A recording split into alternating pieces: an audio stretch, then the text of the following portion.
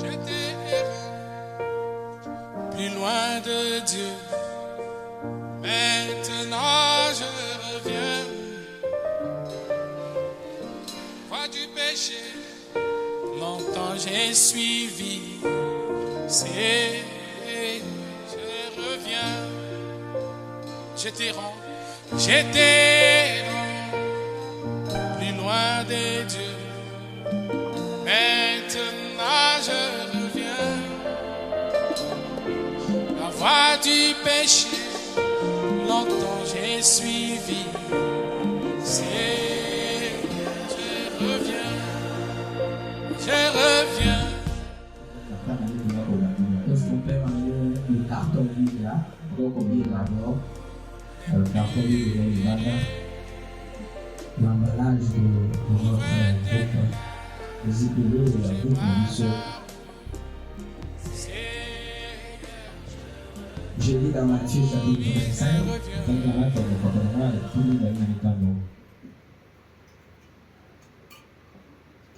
Matthieu chapitre 25, la Bible dit ceci. Jésus parlant,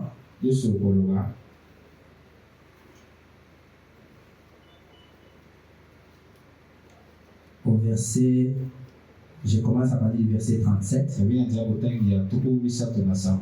Les justes lui répondirent, Seigneur, quand avons-nous vu avoir faim et t'avons-nous donné à manger?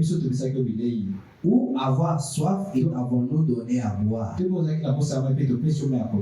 Quand avons-nous vu étranger et t'avons-nous recueilli? Ou nu et t'avons-nous vêtu? Quand avons-nous vu malade ou en prison et sommes-nous allés vers toi?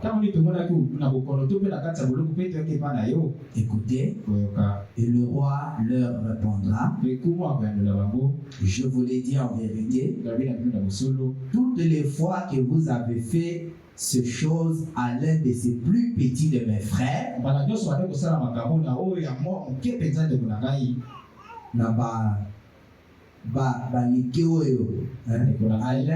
de ces plus petits, c'est à moi que vous l'avez fait. Amen, amen.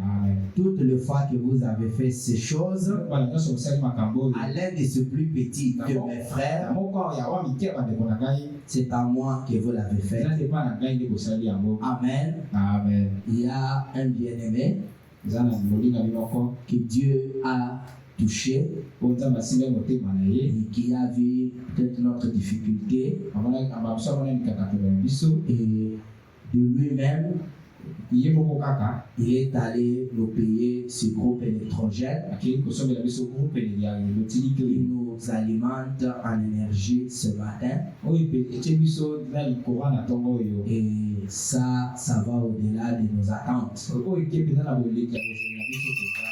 Et applaudissons d'abord le Seigneur pour cela.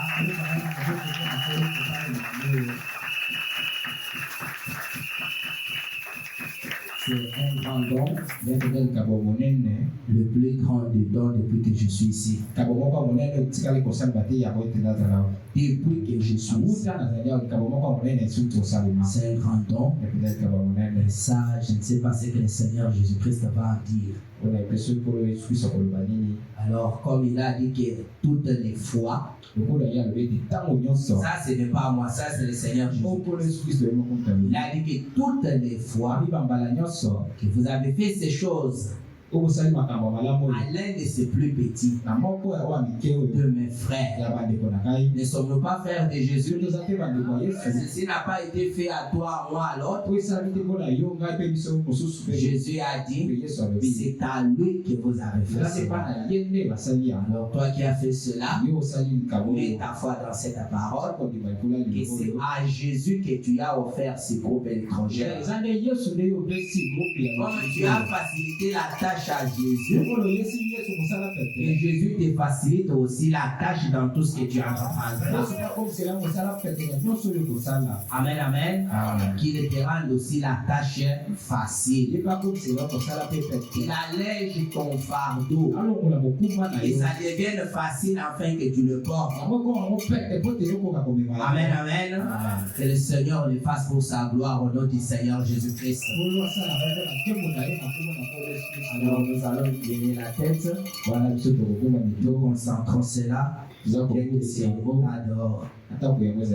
Dieu notre Père, avec notre main posée sur cet emballage qui a emballé le groupe électrogène qui nous alimente maintenant l'électricité. Un don qui est provenu de l'un de nous, du fin fond de son cœur sans être forcé.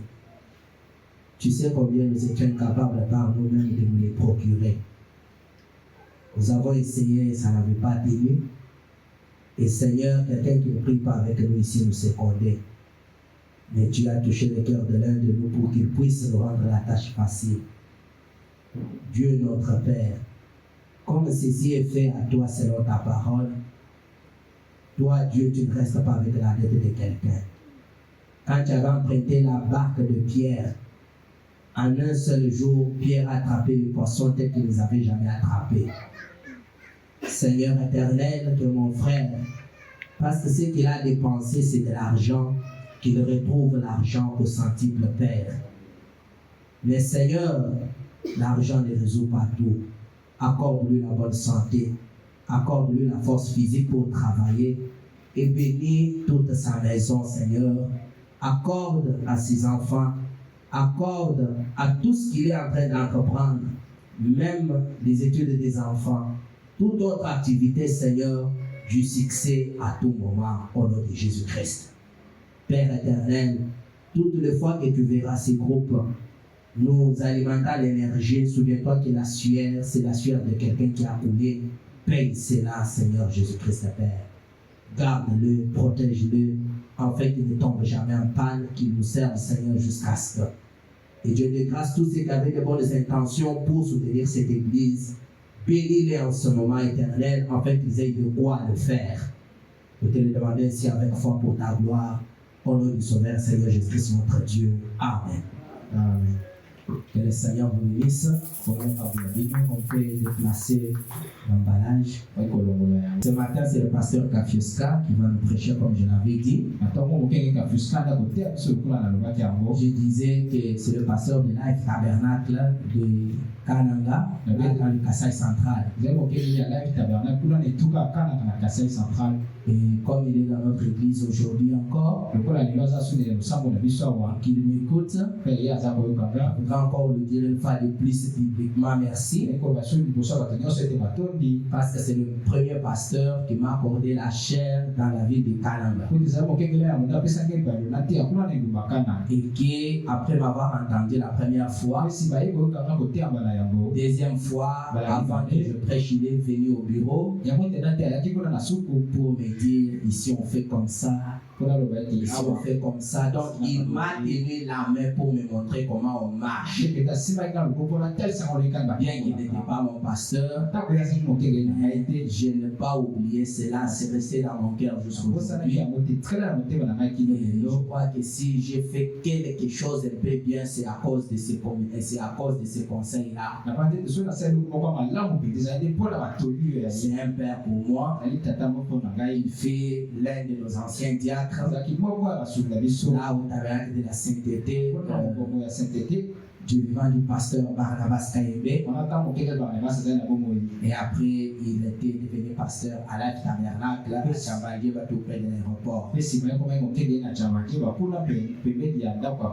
Il nous a prêché mercredi et vendredi. Et c'est aujourd'hui qu'il va terminer. Que Dieu le bénisse très très richement pour avoir accepté de venir nous aider. Et nous allons applaudir le Seigneur pendant qu'il va s'avancer. Je pense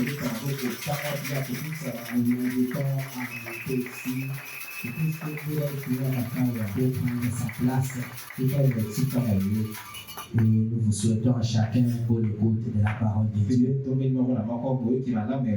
Si Dieu veut vous conduire dans la prière, il n'y a que lui. Amen, amen. Que le Seigneur vous bénisse tous.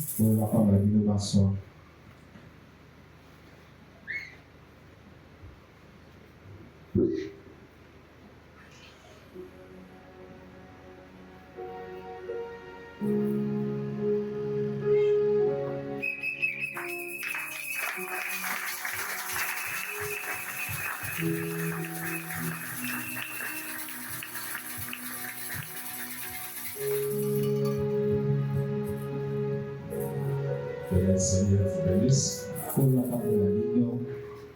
Encore une fois, que le Seigneur vous bénisse.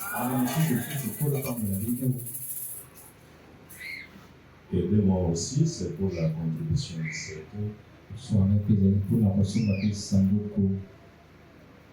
Parce que mercredi, j'étais ici dans les communiqués passés.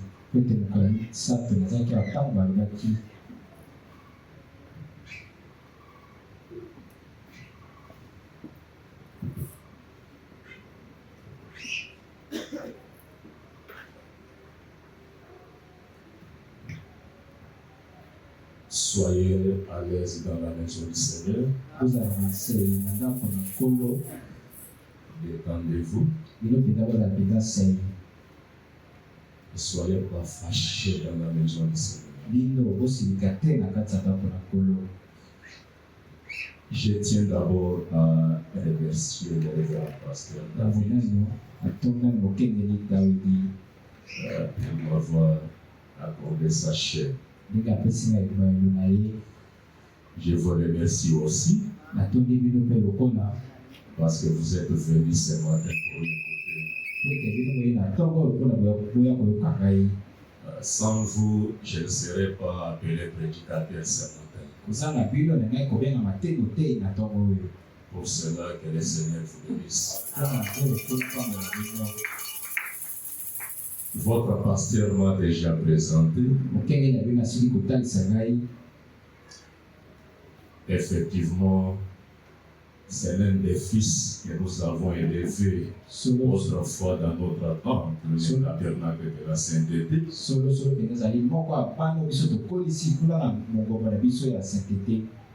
J'ai été diacre, mais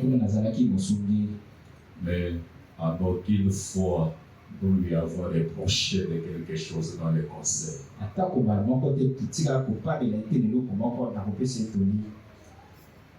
Il était comme notre enfant chéri.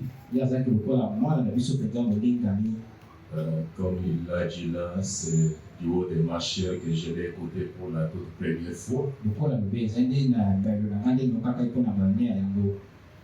Et quand j'ai appris qu'il était ici à Kinshasa,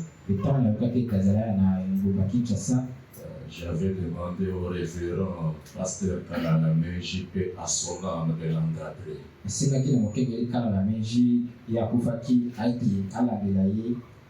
Et quand je viens les trouver ici comme pasteur responsable, je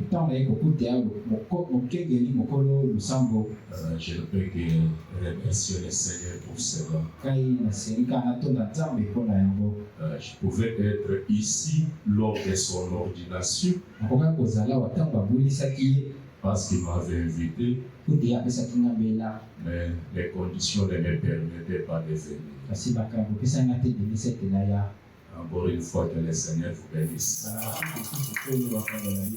Soutenez-le. Parce que ce qui fera sa force, c'est vous. Soutenez son ministère. Soutenez votre église. Soutenez son foyer. Et priez davantage pour lui.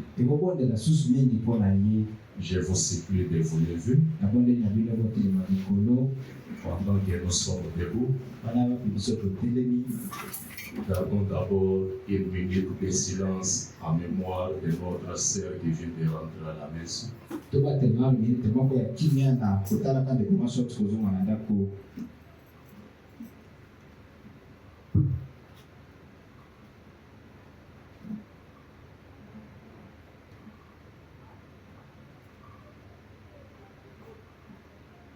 Merci. Lisons les Saintes Écritures. Nous sommes dans Jean chapitre 8, verset 32.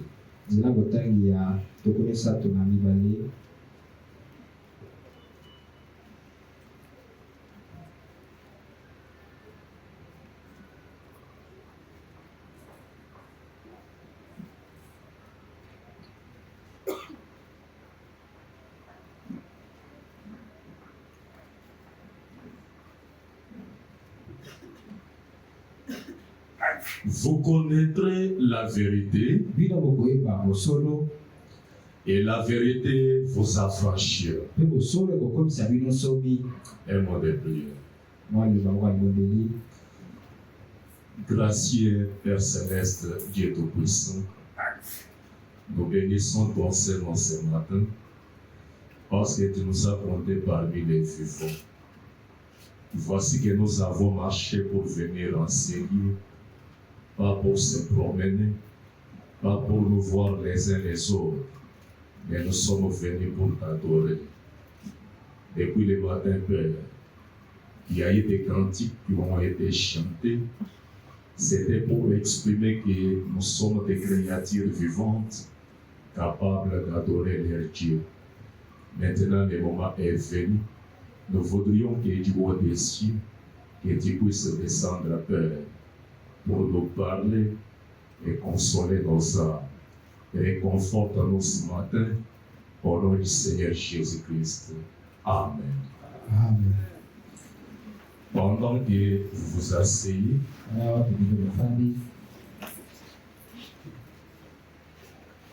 ajoutons Daniel chapitre 12.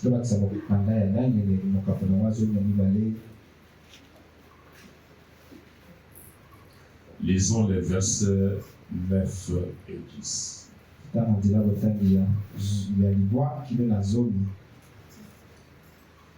Il les répondit, va, Daniel, car ces paroles seront tenues secrètes et scellées jusqu'au temps de la fin. Plusieurs seront purifiés, blanchis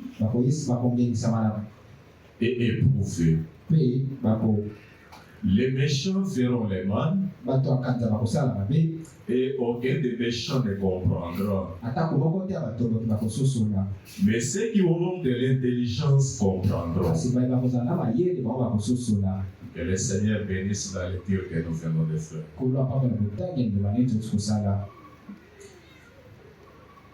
Ce matin, j'ai un petit message d'encouragement.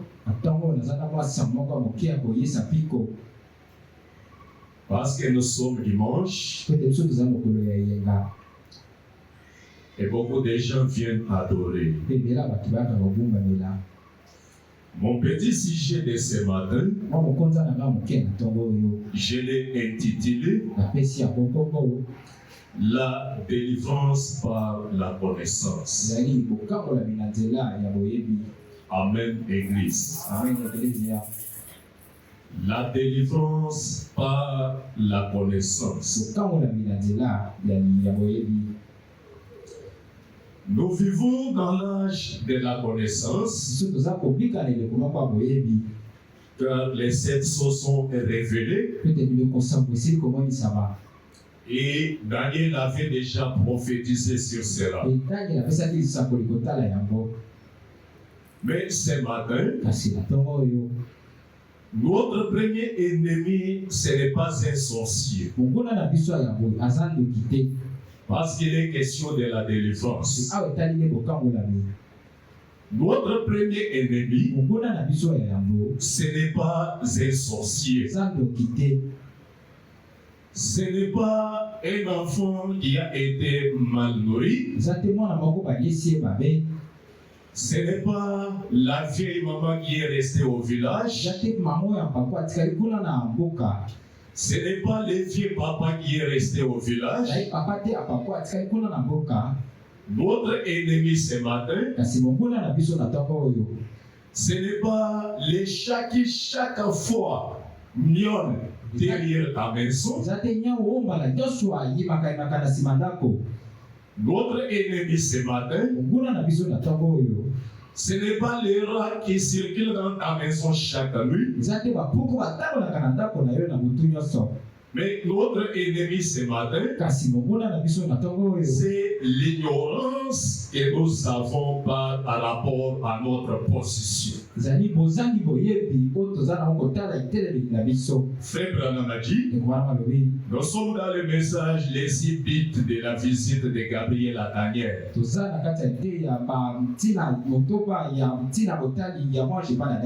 message prêché le 30 juillet 1961.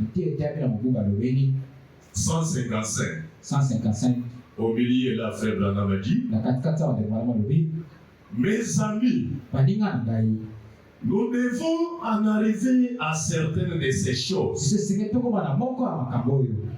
Chacun désire bien manger.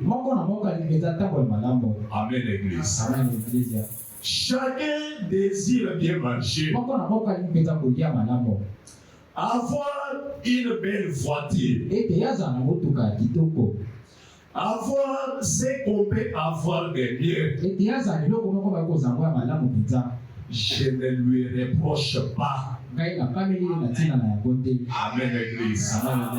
Je ne lui reproche pas. Il n'y a pas de mal à ça. Dieu veut que vous ayez ces choses. Amen. Mangez très bien. Avoir une belle voiture. Avoir une belle maison. Dieu veut que nous ayons ces choses. Dieu ne vous reprochera pas d'en avoir. Frère Branham a dit, Dieu veut que vous puissiez jouir de chaque privilège pour lequel il est mort. Et les privilèges pour lesquels Christ est mort sont pour vous. Et frère Branham a dit, qu'arriverait-il si j'achetais une bicyclette à mon fils et je lui remets et il me refoule cela et dit je n'en ai pas besoin. Branham a dit ça c'est l'ingratitude. Qu'arriverait-il si j'achetais une poupée pour ma fillette, je lui remets et elle me remet cela pour dire je n'en ai pas besoin. Ça c'est l'ingratitude. Et frère Branham a dit, c'est comme ça que nous agissons devant Dieu. Quand nous agissons, quand nous demeurons en dessous de nos privilèges, c'est ce que nous disons à Dieu. J'aimerais lire cela. Je suis dans le message Elles sont confiées. Prêché mercredi 15 mars 1961. Paragraphe 72-73. Dieu ne veut pas que vous soyez sans privilège. Il veut que vous disposiez de chaque privilège pour lequel il est mort. Il veut que vous jouissiez de chaque privilège qu'il a donné à l'Église. Ils sont vôtres. Qu'arriverait-il si j'achetais à mon petit garçon une bicyclette, qu'il l'a rejetée devant moi en disant, je n'ai que faire de cette histoire sans reconnaissance. Qu'arriverait-il si vous achetez une petite poupée à votre fille et que vous la prenez et vous la renvoyez gratuitement. Vous voyez, c'est ce que nous faisons quand nous cherchons à vivre en dessous des privilèges que Dieu nous a donnés. Amen, Église. Christ est mort afin que nous puissions disposer de ces privilèges. Oh, comment doit-il se sentir ces jours-ci où nous avons adopté un autre programme et où nous lui avons renvoyé le Saint-Esprit à la figure Jésus. Nous n'avons plus besoin de ces fanatismes. Je vais tout simplement adhérer à l'église.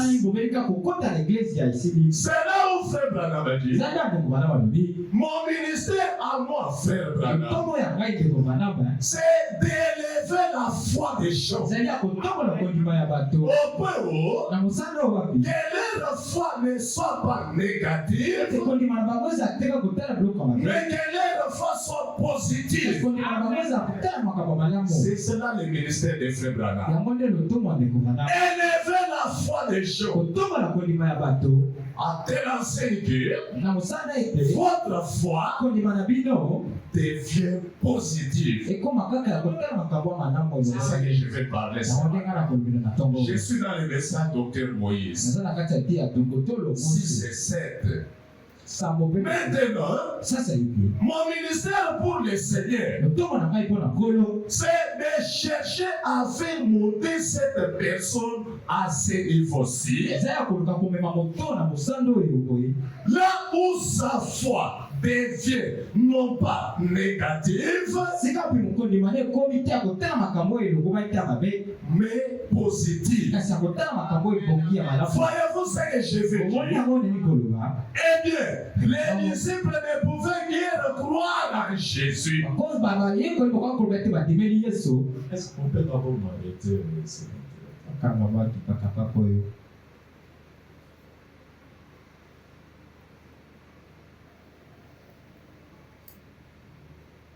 Juste ça. Voyez-vous ce que je veux dire? Eh bien, les disciples ne pouvaient croire en Jésus. Ils enseignaient souvent en parabole. Ils parlaient tantôt d'une façon, tantôt de l'autre, comme s'ils se contredisaient et tout. Mais elle ne pouvait pas comprendre ces paraboles. Et personne ne semblait les comprendre. Juste vers la fin de son ministère, au chapitre 15 de Saint Jean, je crois il a dit, voici maintenant tu parles ouvertement. Et non en parabole. Maintenant, nous savons que tu es sorti de Dieu et que tu n'as pas besoin que quelqu'un te dise quoi que ce soit. Voyez, c'est vrai. Par ceci, nous savons que tu es sorti de Dieu. Jésus a dit, vous croyez maintenant. Vous croyez maintenant. Leur foi avait vu ce qu'il avait fait. Et une grande révélation leur avait été apportée par la manifestation de l'Esprit. Alors leur foi a été élevée au niveau où elle pouvait recevoir cela. Et maintenant, nous savons que tu es sorti de Dieu. Voyez, maintenant nous croyons. Ça change un peu de position. Nous sommes dans l'église, on doit respecter la maison de Dieu. J'ai été diacre, veuillez m'excuser. Leur foi avait vu ce qu'il avait fait. Et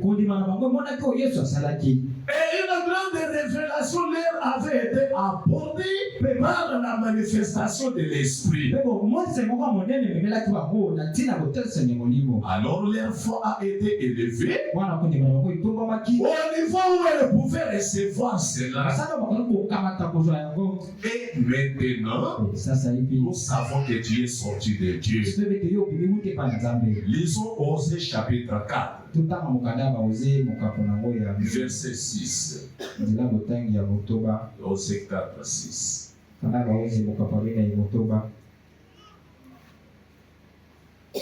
Mon peuple est détruit parce qu'il lui manque la connaissance.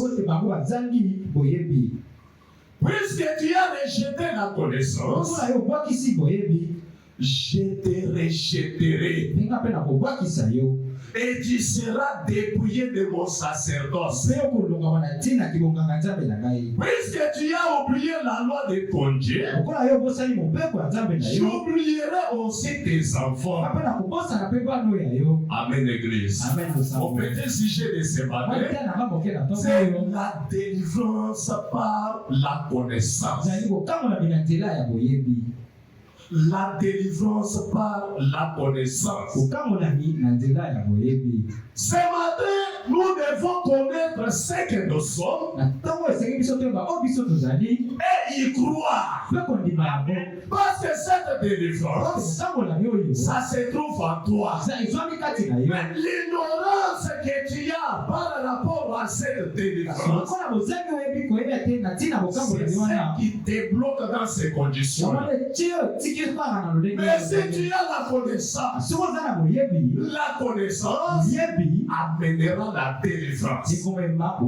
Frère Branham a dit, ce qui faisait de Jésus ce qu'il était, c'est parce que Jésus connaissait ce qu'il était.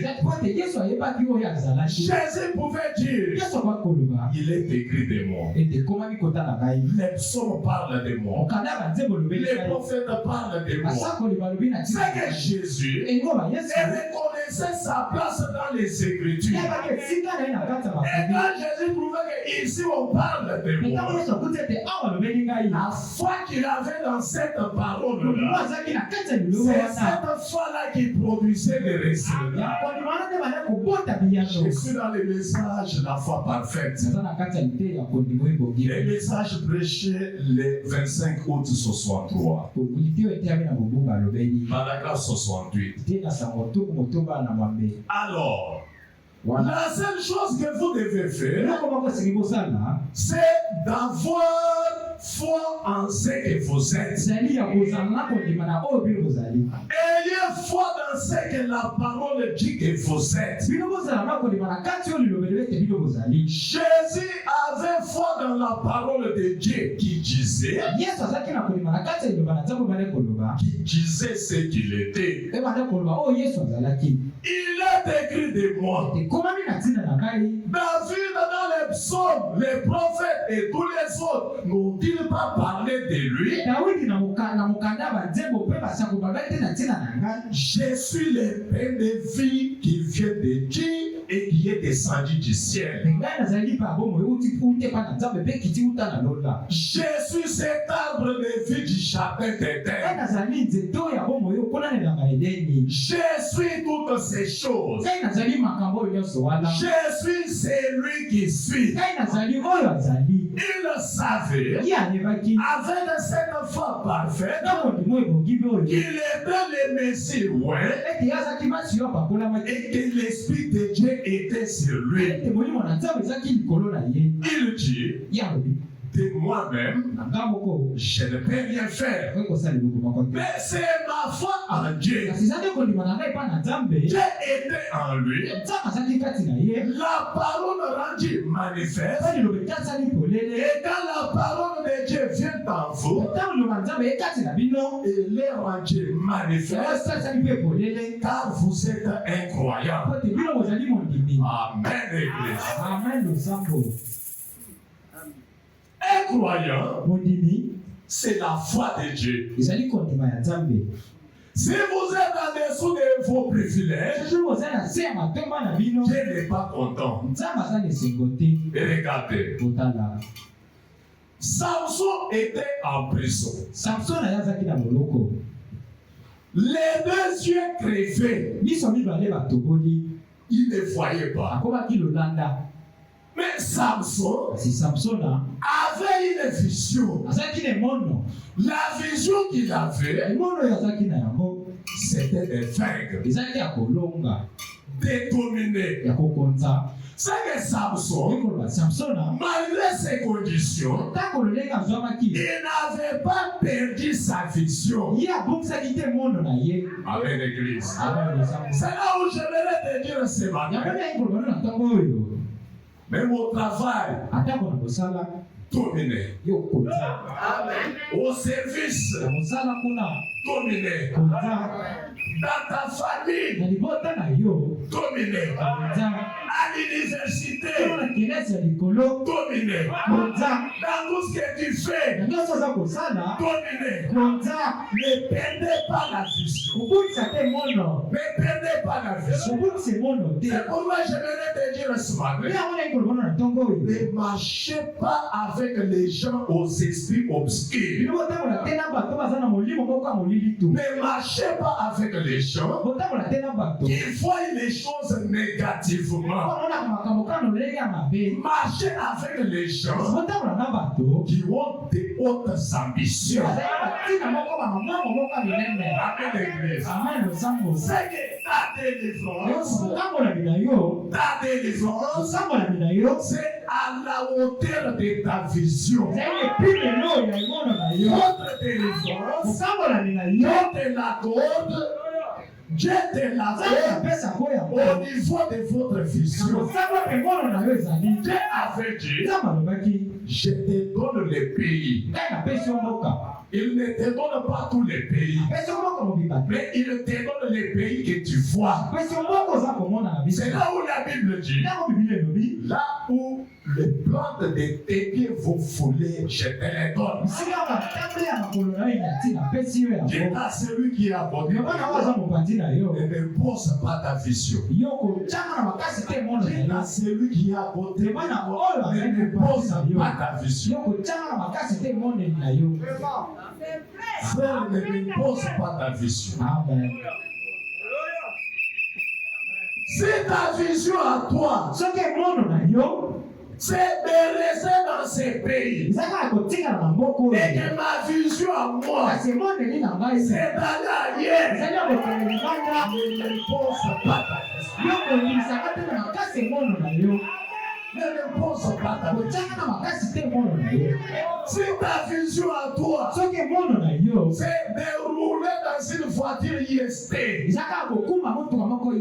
ma vision à moi, c'est de rouler dans une Jeep XL. Ne pose pas ta vision. Parce que je ne te croirai pas. Ne me pose pas ta vision. C'est que cette délivrance, elle est à la limite de ta vision. À la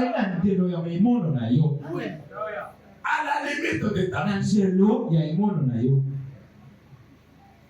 Psaume 8:4, la Bible dit, qu'est-ce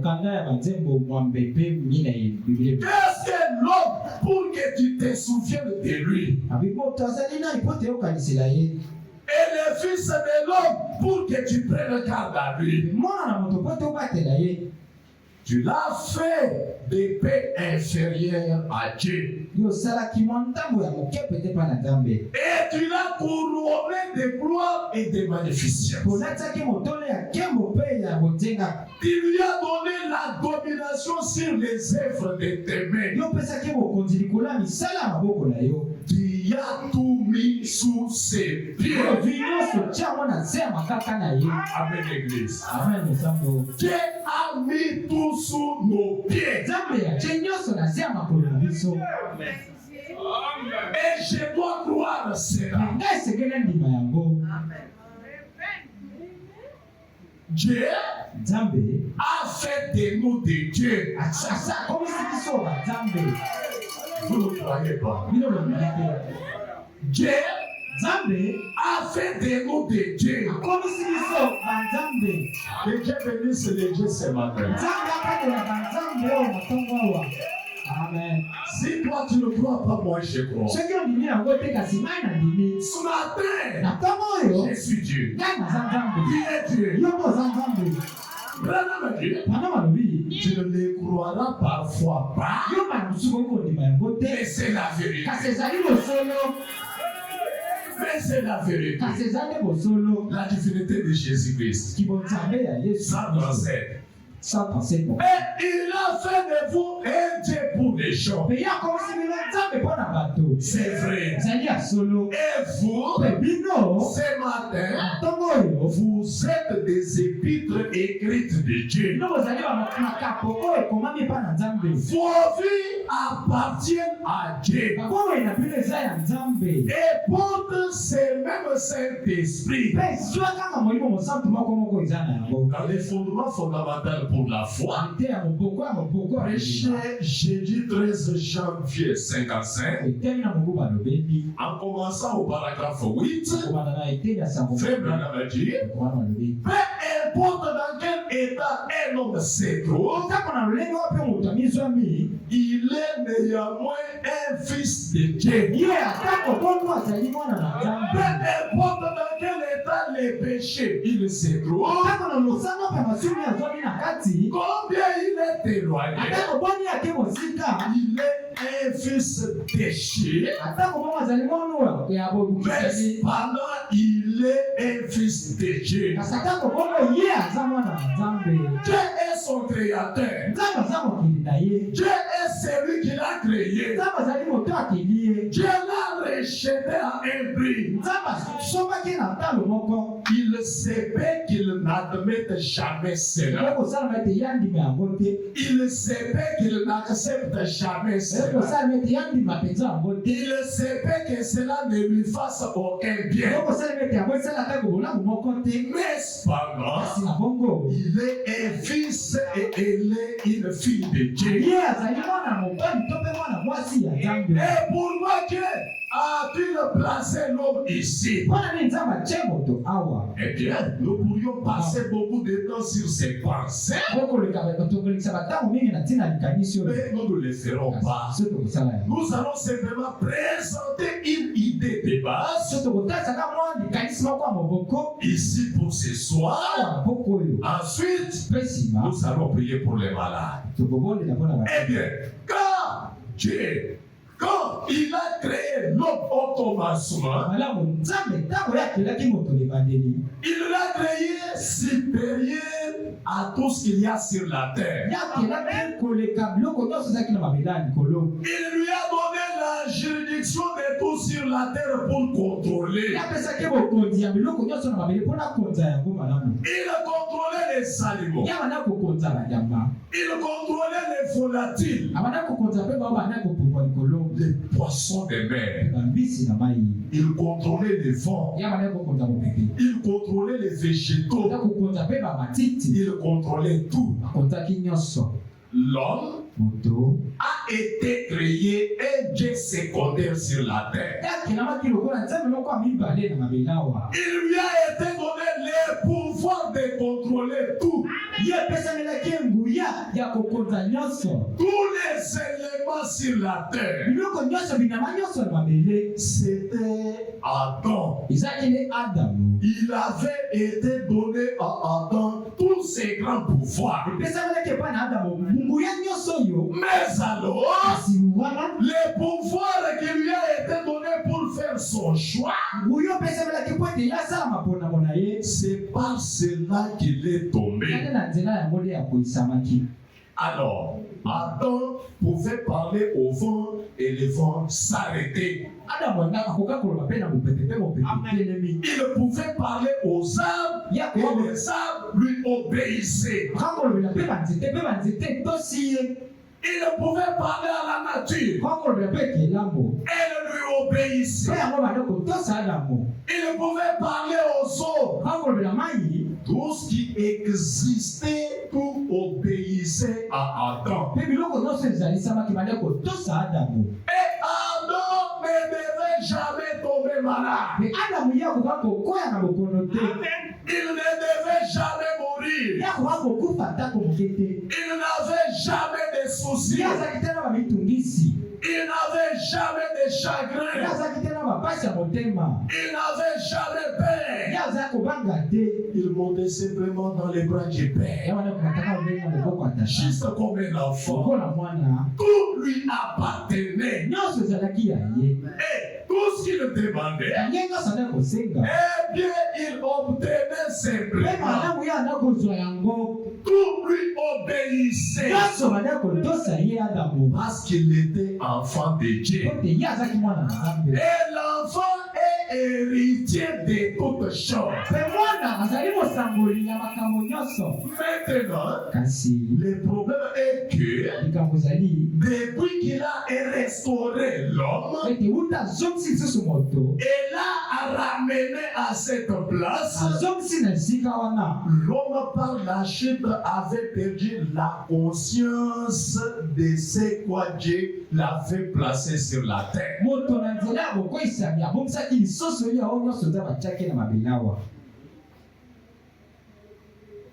L'homme a perdu la conscience. L'homme par la chute a perdu la conscience. Frère Branham a dit, en d'autres termes, toute la tuyauterie, pour ainsi dire, notre cerveau et les ici, la foi ont été obstruées par des affaires professionnelles.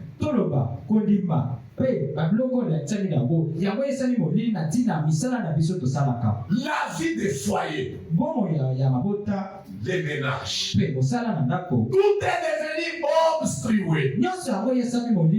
Obstrué avec cela que Dieu ne peut opérer dans l'homme au travers de ses canons comme il l'avait prévu. Branham a dit, je ne voulais pas vous en parler, mais je vais quand même vous dire ceci. L'homme est tout puissant. L'homme est tout puissant. Il ne voulait pas parler. Mais il l'a dit quand même. Qu'est-ce qu'il a dit? L'homme est tout puissant. Dites, je suis tout puissant. Je suis tout puissant. L'homme est tout puissant. Parfois tu ne croirais pas cela. Mais tu es tout puissant. Vision de Patmos 263, 264.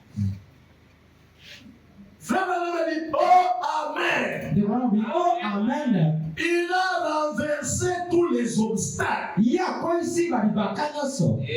Permettant ainsi à l'homme d'avoir la communion comme il l'avait dans les jardins d'Éden. Je ne voulais pas vous en parler, mais je vais quand même vous dire ceci. L'homme est tout puissant. Amen. Vous ne croiriez pas cela. Pourtant, c'est la vérité. Un homme pleinement soumis à Dieu est tout puissant. N'est-il pas écrit dans Marc 11, 22? Quoi que vous demandiez, si vous ne doutez pas dans votre cœur, cela arrivera. Vous obtiendrez ce que vous avez demandé. Que se passe-t-il lorsque toute puissance se rencontre? Lorsque Dieu et l'homme se rejoignent par la toute puissance, il y a quelque chose qui doit se passer. Quoi que vous demandiez avec cette force créatrice de la toute puissance de Dieu, sachant qu'il l'a promise, elle a annoncé dans sa parole, cela crée une puissance qui va au loin et fait que la chose se passe. Des choses qui ne sont pas deviennent comme si elles étaient. Parce que dès toute puissance se sont rencontrées.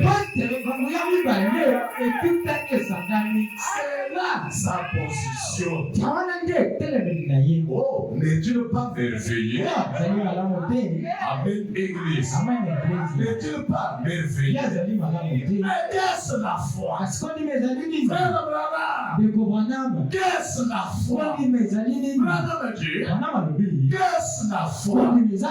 La foi, c'est quelque chose qui vous est révélé, qui n'est pas encore là, mais vous croyez que ça viendra. La foi, c'est une révélation de la volonté de Dieu. Donc, par révélation, c'est que la foi, c'est la révélation de la volonté de Dieu. Mon petit sujet de ce matin, c'est la délivrance par la connaissance. Je vous donne un exemple. Prenons une bouteille ce matin. Une bouteille toute blanche. Mettons un cangrela là-dedans. Mettons cela sous le soleil. Le cangrela est dans une bouteille. La connaissance à cette cangrela fera que le cangrela soit en paix. Mais son ignorance va multiplier son insécurité. Le cangrela est dans une bouteille. Les coques avancent. Les coques avancent. Les coques regardent. Ah, c'est un cangrela. Ça, c'est ma nourriture. C'est ma nourriture. Les coques regardent. Les coques avancent. Les coques avec son bec commencent à piquer à la bouteille. Si les cangrela à l'intérieur a la connaissance, les cangrela va dormir. Les cangrela ne va pas se soucier. Les cangrela dira, fais tout ce que tu vas faire. Je suis en paix. Son ignorance. Mais que le cangrela va voir les coques Quatre pattes en l'air. Oblique. Quatre pattes en l'air. Oblique. Quatre pattes en l'air. Mais nous ne sommes pas dans ces bouteilles. Nous sommes cachés dans les rochers de sable. Nous sommes cachés dans les rochers de sable. Et dans les rochers de sable, personne ne peut y accéder. C'est pourquoi un jour, il y a eu un psalmiste qui pouvait chanter. Rocher d'âme, fendez pour moi, laisse-moi me cacher en toi. Ce matin, nous sommes cachés dans les rochers des sables. Et si tu as la connaissance que tu es caché dans les rochers des sables, tout ce qui arrivera, tu seras en paix. Tout ce qui arrivera, sera calme. Dans les rochers des sables, pour y accéder, tout autour, il y a d'abord les quatre êtres vivants. Frère Abraham a dit, ces quatre êtres vivants, ils ont Dieu partout. Les yeux devant, les yeux à droite, les yeux à gauche, les yeux derrière. Même s'il y a un événement qui arrive derrière, les quatre êtres vivants ne vont pas se tourner pour le regarder derrière. C'est que toi tu parles avant. Et Dieu a chargé les quatre êtres vivants pour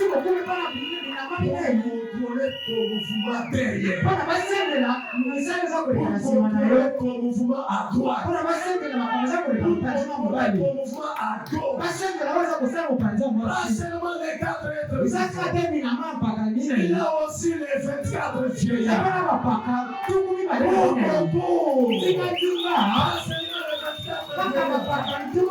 Il y a aussi les milliers et les milliers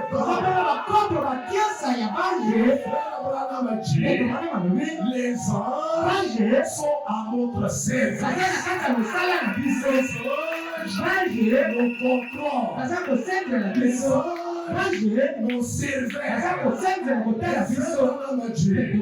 Ce matin, il y a une échelle. Cette échelle-là, c'est notre ciel. Qu'est-ce qu'on a fait de cette échelle? Cette échelle, on a pris les cordes. Les cordes, on a pris les cordes, on a lié cela au trône de Dieu. Et en bas, c'est la pierre angulaire. Et les anges font des navettes. Ils viennent du ciel pour remonter les fers. C'est que quand Dieu ferme cela, les anges font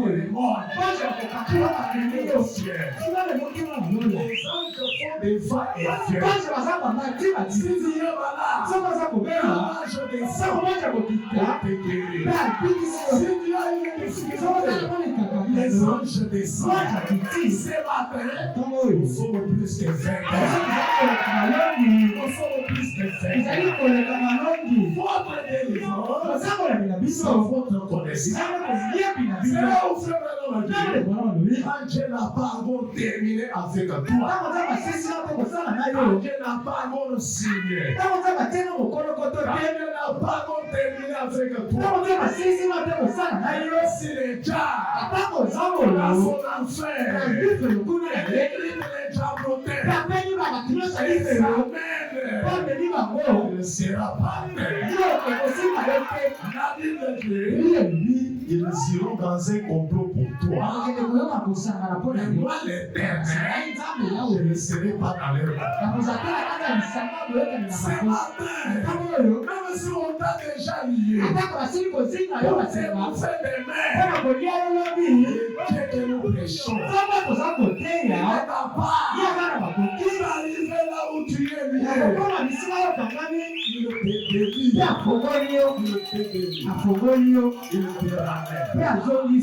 Le lendemain, là on entre pour te bouffer, on pose la question, mais il est parti où? Il est parti où? L'autre Dieu, on tourne même les sorciers. Quand les sorciers décident, on les contourne. Écoutez ce que c'est vraiment.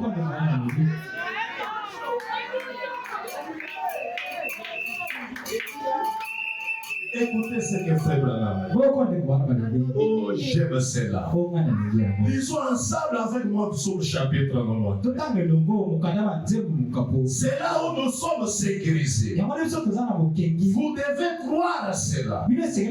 Ce matin, croyez cela. Nous sommes sécurisés. Suivez dans la Bible.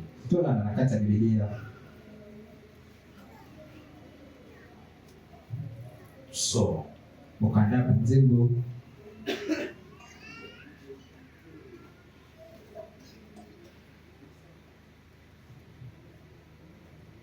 Psaume chapitre 92. Oh, si David était ici ce matin, il allait jouer avec son art. Mais, laissons le contenu de ce cantique. Celui qui demeure sous l'abri du Très-Haut et repose à l'ombre du Tout-Puissant.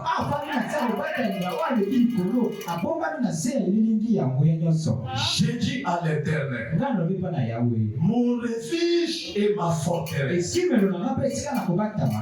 mon Dieu en qui je me confie. Car c'est lui qui te délivre du filet des moissonneurs, de la peste et de ses ravages. Il découvrira de ses plumes. Et tu trouveras un refuge sous ses ailes. Sa fidélité est un bouclier et une cuirasse. Tu ne craindras ni l'éternel de la nuit, ni la flèche qui vole les jours, ni la peste qui marche dans les ténèbres, ni la contagion qui frappe en plein midi. Que Dieu tombe à ton côté. Amen, Église. Que Dieu tombe à ton côté. Et Dieu à ta droite. Tu ne seras pas atteint. Tes yeux seulement. Tu regarderas. Et tu verras la rétribution des méchants. Car tu es mon refuge, ô Éternel. Tu fais du Très-Haut ta retraite. Aucun malheur ne t'arrivera. Aucun fléau n'approchera de ta table. Car il ordonnera à ses anges de te garder dans toutes tes voies. Ils te porteront sur les mains. De terre que ton pied ne heurte contre une pierre. Tu marcheras sur les lions. Et sur la spine, tu fouleras les lionceaux et les dragons. Puisque le même, je les délivrerai. Je les protégerai. Parce qu'ils connaissent mon nom. Amen, Église. C'est pourquoi j'aimerais te dire voyant ceci, Ça n'est qu'on a tant tu ne quitteras pas cette terre. Yoko le monde de l'eau. Que les desseins de Dieu ne soient pas encore accomplis. Je dois cela de tout mon cœur. Tu ne quitteras pas cette terre. Tu es ici pour un dessein. Si c'est pour toi, et Dieu t'a placé ici pour acheter la parcelle de ses biens. Tu n'auras pas la terre.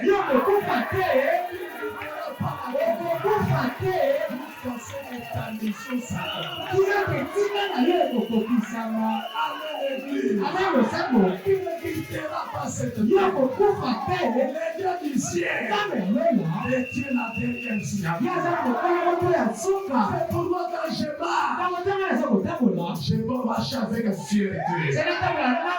Parce que j'ai un de tout puissant. Seigneur, me protège. Seigneur, me garde. Seigneur, veille sur moi. Je ne sais pas. Si les bis se transforment, passe sur moi.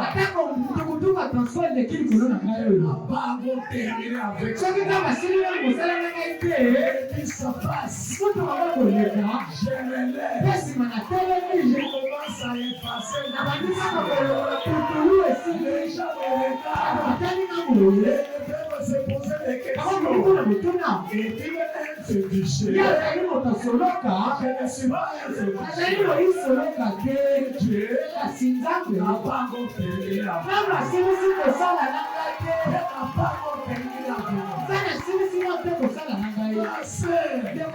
Si Dieu n'a pas encore terminé avec toi, tu ne mourras jamais.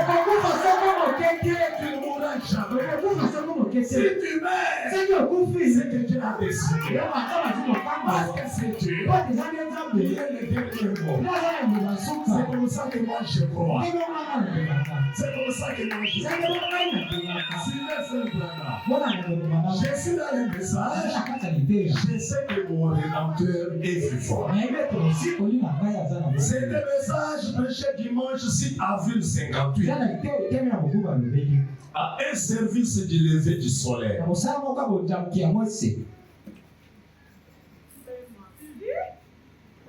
Frère Branham a dit, suivez. Peu importe combien vous êtes petit, combien vous êtes grand, combien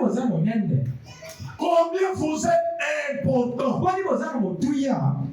ou combien vous êtes sans importance, vous êtes ici pour servir un des saints. Tout comme mon doigt est ici pour un des saints. L'ongle est sur mon doigt pour un des saints. Mon œil et chaque partie de notre corps sont là pour servir un des saints. Et cela n'a pas été placé ici juste pour voir de quoi cela aurait l'air lorsque ce serait placé ici. Mais cela a été placé ici pour servir les desseins de Dieu.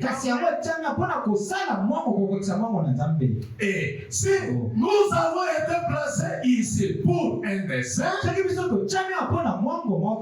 alors rien ne peut nous détruire tant que le dessein de Dieu n'est pas accompli.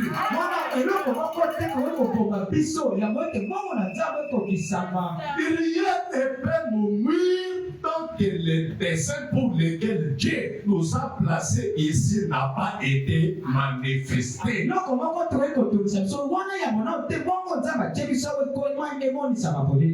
Peu importe combien d'années nous avons, par des chagrins et des peines, une raison est liée à tout cela. Il y a une raison pour cela. Les desseins de Dieu ne peut jamais échouer. Rien ne peut les faire échouer. Combien devrions-nous donc être heureux aujourd'hui en nous reposant sur cette belle révélation de la parole de Dieu vivant? À savoir que ni les choses présentes, ni les choses à venir, ni la maladie, ni la souffrance, ni la mort, ni le péril, rien ne peut nous séparer du dessein du Dieu vivant. Ce que Dieu a conçu dans sa pensée, ce que Dieu a résolu dans son cœur d'accomplir, il n'y a aucun démon, il n'y a aucune puissance, il n'y a rien qui puisse briser le glorieux plan immortel éternel de Dieu.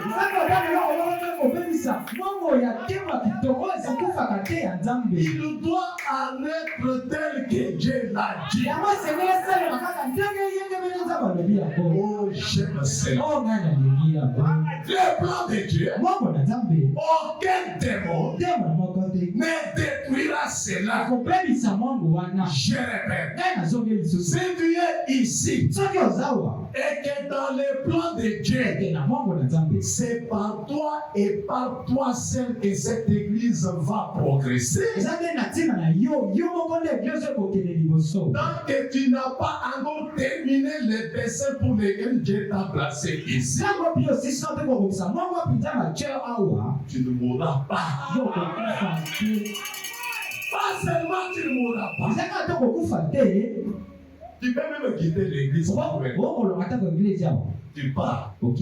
Mais comme Dieu lui te voit ici, tu pars. Tu es resté. Pour quelle raison? Dieu a une mission avec toi. C'est que Dieu t'a lié à quelque chose. Cette liaison-là ne peut se faire que par toi. Sans toi, Dieu ne pourra pas le faire. C'est pourquoi tu ne quitteras jamais la terre.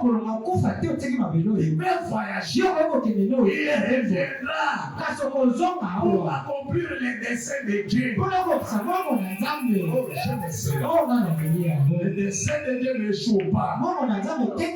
Les desseins de Dieu ne ratent pas. C'est là où frère Dieu. Quand tu es sur le chemin du devoir, Dieu a des obligations envers vous. Sur le chemin du devoir, Dieu a une obligation envers vous. Et regardez dans la Bible. Nous sommes dans Exode chapitre 14. Je suis en train de terminer. Exode 14.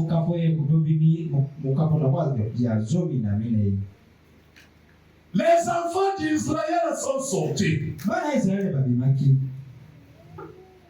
la main levée, proclamant la victoire. Ils sortent.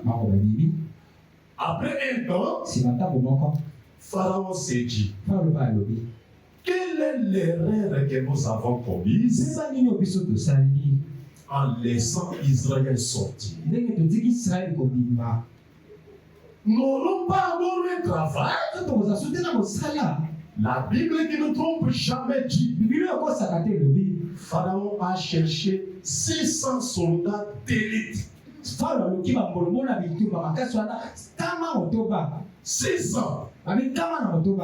avec 600 chars. Allez récupérer Israël. Qu'il revienne.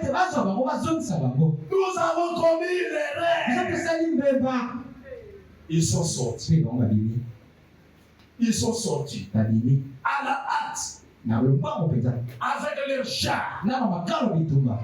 Israël, Dieu les avait amenés quelque part devant la mer Rouge pour faire éclater sa gloire. Israël regarde derrière. Israël dira à Moïse, Moïse, pourquoi nous as-tu amenés ici? Afin que nous mourions, nous, nos femmes, nos enfants et nos bétails. Il n'y avait pas de sépulcre en Égypte. Pourquoi tu nous as amenés ici?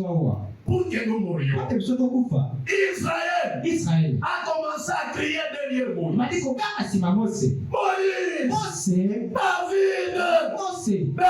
David, pourquoi tu nous as amenés ici? Pourquoi tu nous as amenés ici? Que fais-tu de nous? Pour que nous mourions. Moïse a commencé aussi à crier. Dieu a dit à Moïse, ces Égyptiens que vous voyez aujourd'hui, vous ne les verrez plus jamais encore. Avec vos yeux, vous regarderez et vous verrez la délivrance.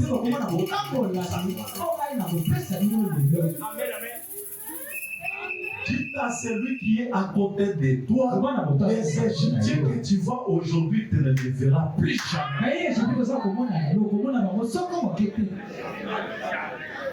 Et répétez encore. Dites à celui qui est à côté de toi, mon statut va changer de ce matin. Que ton statut change. Amen.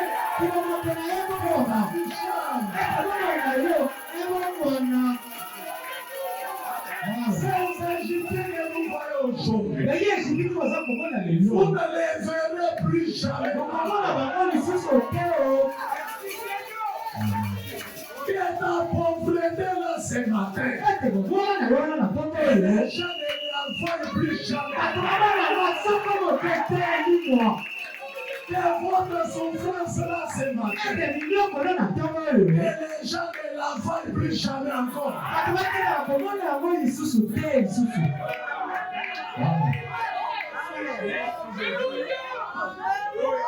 Dieu dira à Moïse, Moïse, qu'as-tu dans ta main? Un bâton. Oh, un bâton. Un bâton. Ces bâtons typifient le nom de Jésus.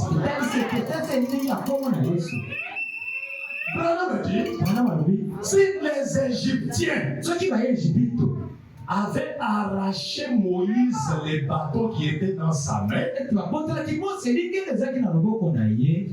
Moïse était un échec total. Pour qu'il y ait la victoire, il fallait les bâtons et la main de Moïse. Les bâtons seuls, sans victoire.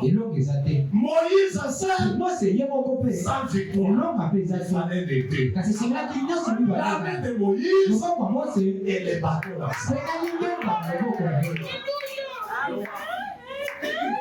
On dit à Moïse, étends les bâtons. Moïse prend les bâtons. Il les tend. On va la mer Rouge.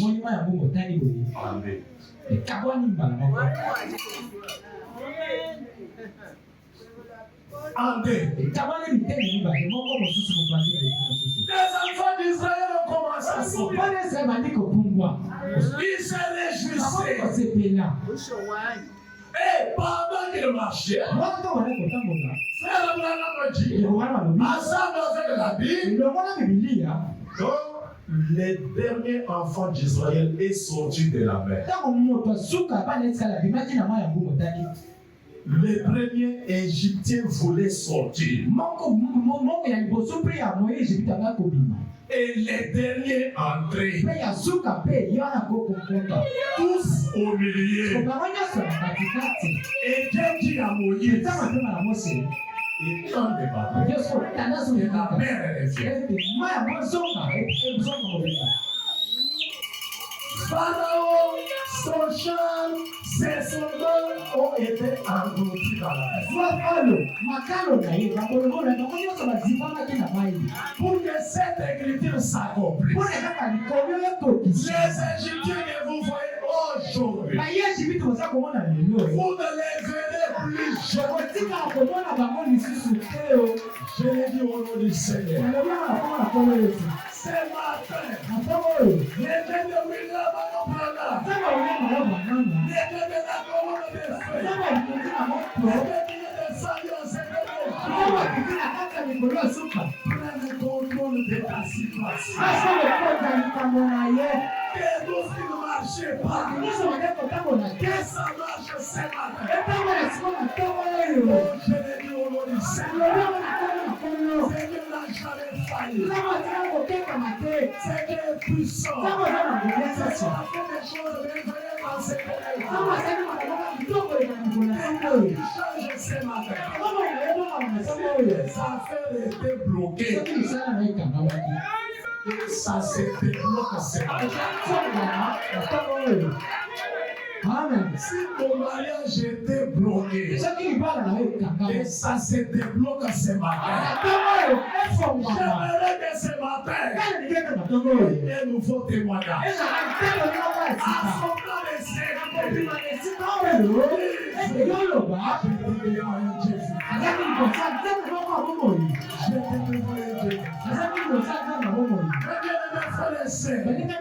pendant que je termine, laissez-moi vous raconter cette histoire. Il y avait une maman. Cette maman-là vivait aux États-Unis. À un certain moment, la maman avait des difficultés. Très pauvre. Mais la maman avait un fils qui était en Inde. Frère Branham a dit, son fils était un entrepreneur, un homme d'affaires. Alors, quand l'État a vu les conditions pitoyables de la maman,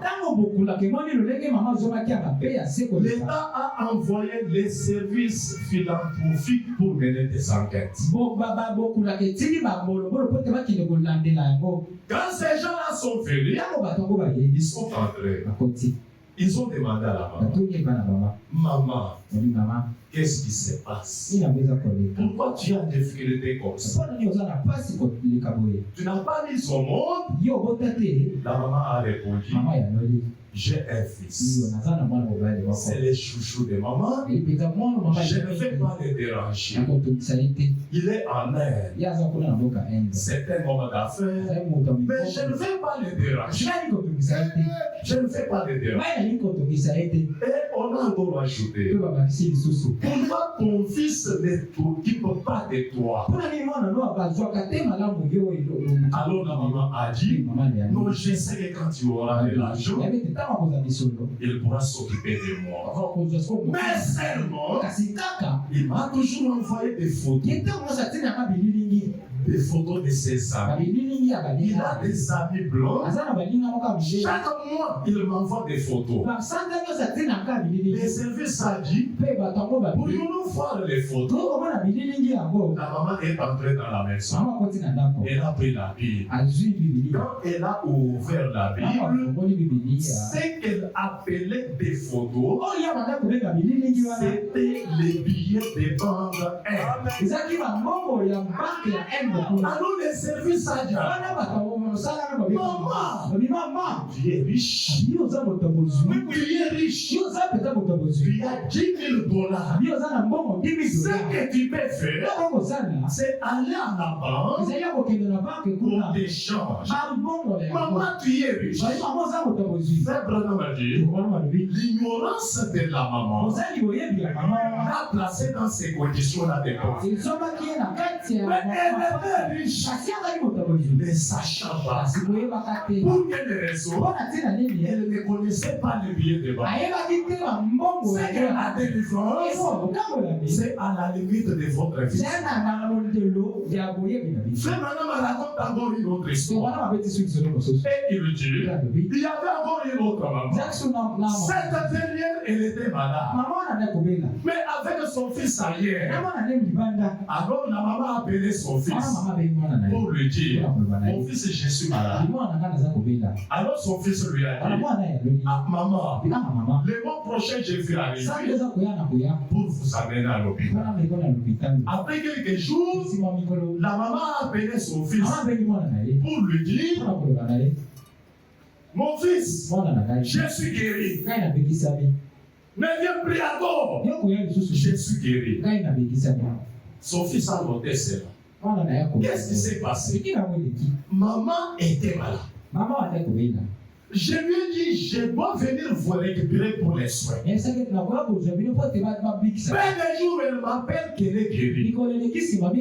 Qu'est-ce qui s'est passé? Un mois après, son fils est venu. Son fils a demandé à la maman, maman, qu'est-ce qui s'était passé? Tu étais malade. Après un moment, oh, je suis guéri. Qu'est-ce qui s'était passé? Ah, mon fils. J'étais parti à Bibo. Il y a une église là-bas appelée Épée du Roi Tabernacle. J'ai vu les pasteurs de cette église. Il m'a imposé les mains. Il a lu Marc chapitre 11. Il a dit, ils s'imposeront les mains aux malades et les malades seront guéris. Il a lu cette écriture. Il m'a imposé les mains. J'étais guéri. Son fils lui dit, ah maman. Moi, là où nous étions, nous avons étudié la théologie. Cette partie-là n'est pas inspirée. C'est ce que nous avons étudié à l'université. La maman sort. La maman crie. La maman dit, oh Dieu, si tu peux prendre une écriture qui n'est pas inspirée et me guérir avec, qu'est-ce qui arrivera quand tu prendras l'écriture qui est inspirée? C'est que pour la maman, chaque écriture était inspirée de Dieu. C'est pourquoi ce matin, dans la Bible, il y a des promesses. Mets-toi debout. Quel est ton problème? Cherche n'importe quelle promesse. Allez devant Dieu. Chaque écriture est inspirée. Allez devant Dieu. Dis à Dieu, je viens au nom de cette écriture. Je viens au nom de cette écriture. Le Dieu du ciel, il est le Dieu de sa parole. Il a la valeur de sa parole. Et ce matin, qu'il fasse le désir de votre cœur.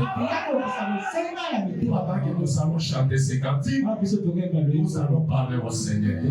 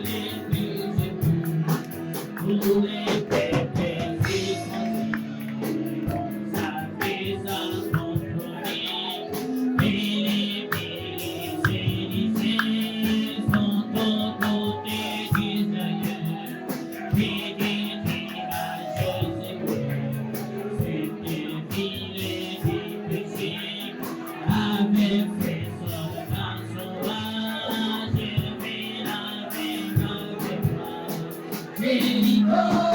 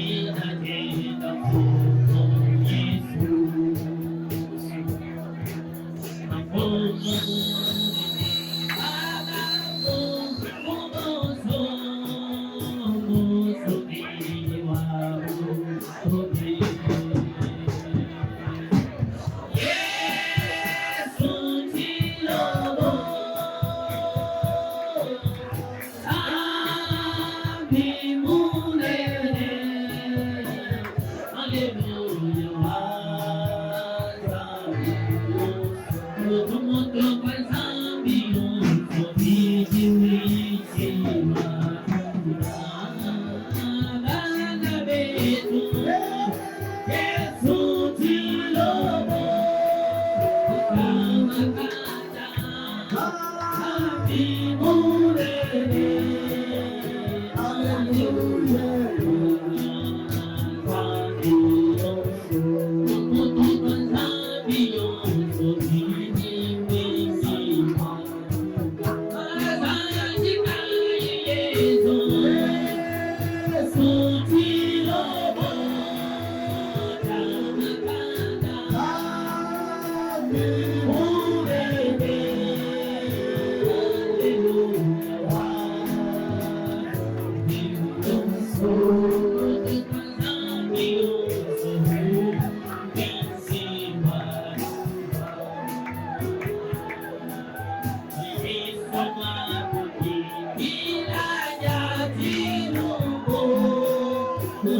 Amen.